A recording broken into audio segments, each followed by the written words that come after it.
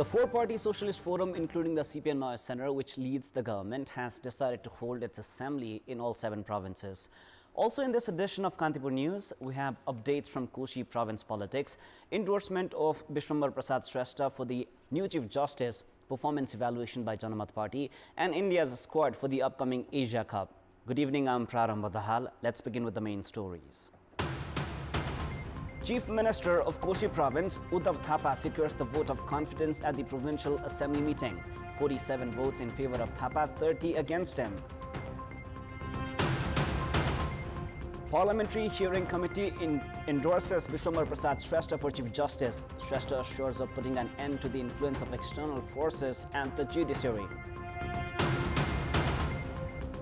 Tropical storm Hillary crosses the US-Mexico border into California, becoming the first tropical storm in the state since Nora in 1997, pushes Southern California with fierce winds and heavy downpours.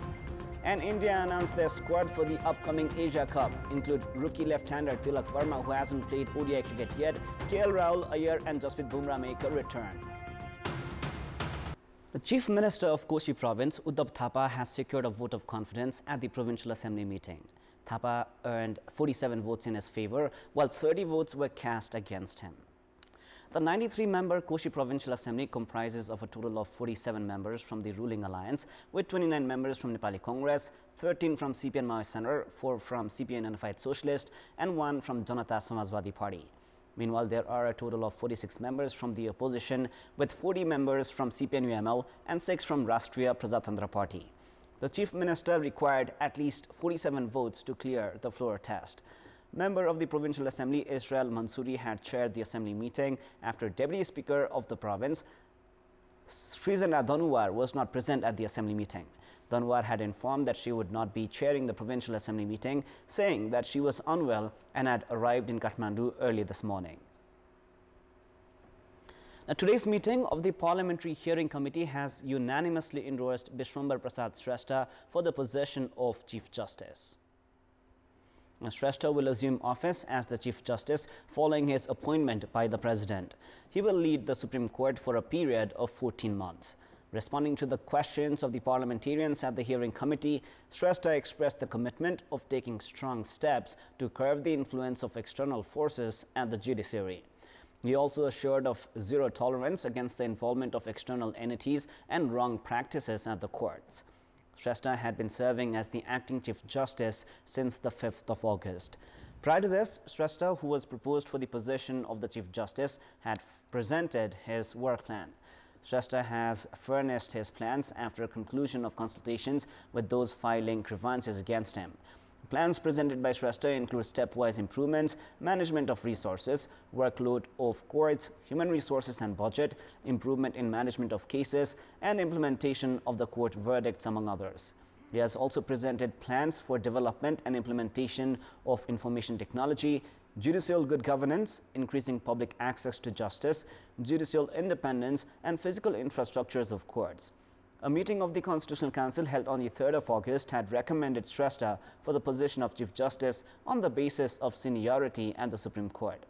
The hearing committee had issued a notice for registering complaints against Shrestha on the 9th of August. A total of 3 grievances were registered against him in the period of 10 days. Now, leaders have shared their opinions at the politburo meeting of the CPN Unified Socialists today as well. The meeting at the party headquarters in Aloknagar is to decide the agenda for the Central Committee meeting, which begins tomorrow. According to Party Deputy General Secretary Gangalal Tuladhar, the leaders have shared their opinions on the party's future direction, programs, and the impact in the coalition government. Saying the party's principles are gradually eroding, the leaders have criticized the party's role in the government as well. Senior leader Jhala Nath Khanal and party chairperson Madhav Kumar Nepal are also to address the politburo meeting, which concludes today itself. In the 103-member politburo, 26 members had shared their opinions yesterday. The Four-Party Socialist Forum, including CPN Unified Center, which leads the government, has decided to hold its assembly in all 7 provinces. A meeting held at the office of the CPN Unified Socialist in Aloknagar today has decided to hold its assembly in Birganj of Madhes on the 25th of August, Butwal of Lumini on the 29th of August, and Dhangadi of Sudur Paschim a day later on the 30th of August. An assembly is to be held in Surkhet of Karnali on the 31st of August, Pokhara of Gandaki on the 1st of September, Hetoda of Bagmati on the 9th of September, and Biratnagar of Koshi on the 11th of September.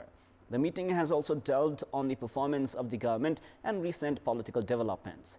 The second meeting of the forum, including 4 parties, was held for the second time in 2 months of its formation. Meanwhile, the major parties are also holding talks and putting an end to the obstructions at the parliament. Despite several efforts, a consensus has remained elusive on resuming the parliament operation, which has been held hostage since the 26th of July. Yesterday's all-party meeting called by Prime Minister Pushpakumar Dahal had ended inconclusively as well. Main opposition CPN UML has been obstructing the parliament with its demand of formation of a high-level investigation committee to probe the gold smuggling scam.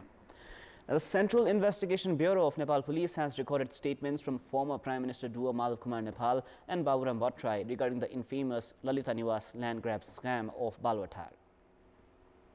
A team led by CIB Chief Kiran Bajracharya had recorded statements from Nepal and Vatrai at their residences last night.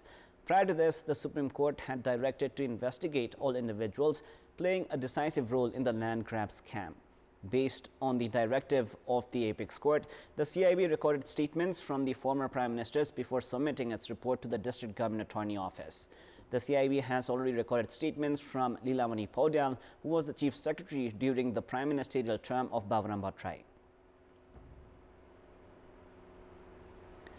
CK Rath-led Jhala Nath Party has directed the Provincial Assembly members scoring low on the performance evaluation to become responsible and accountable. As a new practice, Jhala Nath has assessed the performance of the public representatives elected to the provincial assemblies from the party and has directed those scoring low to play their part in a responsible manner.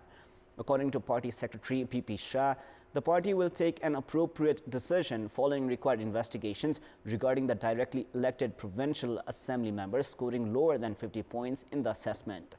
In the assessment, General Secretary of the party Chandan Kumar Singh, Anita Shah, Bhagyashri Kumari Chaudhary and Trivan Shah have scored low.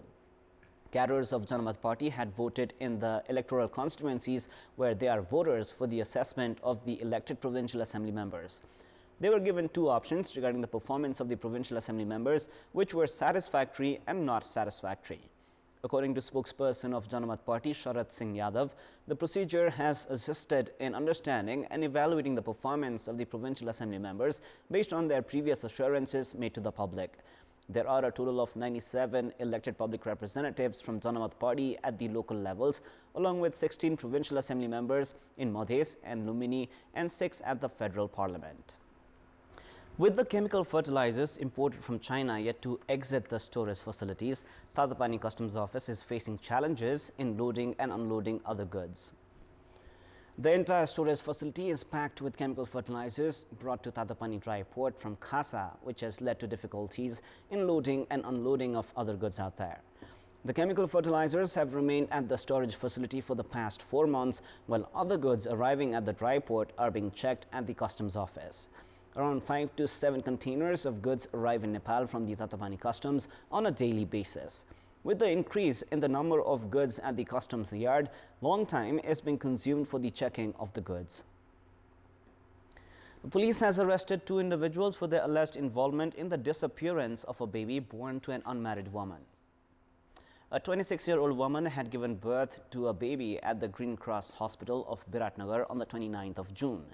Police has arrested 27-year-old Govinda Rai of Hathuagadi Rural Municipality, Ward number 4 of Bhojpur, the partner of the woman, and Dr. Tapeshwar Lal Karna after she had filed a complaint regarding the disappearance of the baby while she was about to be discharged from the hospital.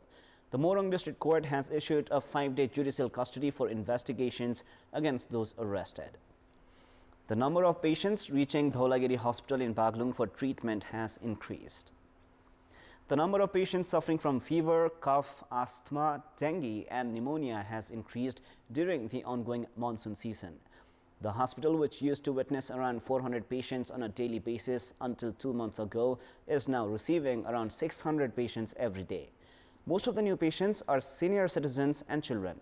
Meanwhile, the number of patients with conjunctivitis in Palpa has crossed 5,000 in the past 3 weeks, while most of them are from Tansen and Rampur region.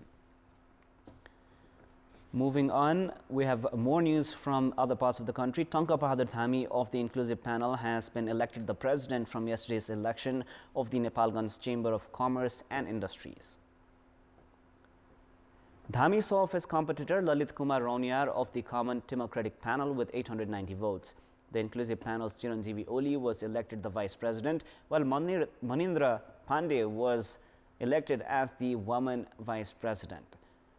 While Bhimran Awat was announced the winner in the election of the General Secretary by the Election Committee, dispute has surfaced after another candidate for Vice President, Tonka Prasad Sharma, demanded for recount of the votes. It is now time for our segment Public Polls, where you text us with your opinion. Public Polls. The question is, what is your take on the government parties themselves concealing information? Your options are A, breach of right to information, B, undemocratic practice, and C, lack of awareness. The voting is on. Type NEWS, select your option A, B or C, and send it to 34001 to share your opinion with us. And now before we wrap up, here's a look into the top stories one more time. Chief Minister of Koshi Province Uddhav Thapa secures the vote of confidence and the Provincial Assembly meeting. 47 votes in Thapa's favor, 30 against him. Parliamentary Hearing Committee endorses Bishwambar Prasad Shrestha for Chief Justice. Shrestha assures of putting an end to the influence of external forces at the judiciary. Tropical storm Hillary crosses the US-Mexico border into California, becoming the first tropical storm in the state since Nora in 1997, pushes Southern California with fierce winds and heavy downpours. And India announced their squad for the upcoming Asia Cup, include rookie left-hander Tilak Verma, who hasn't played ODI cricket yet, KL Rahul, Shreyas Iyer and Jasprit Bumrah make a return. That is all for the moment. Our next English bulletin is at 10:30 p.m. Thank you for staying with us. Goodbye for now.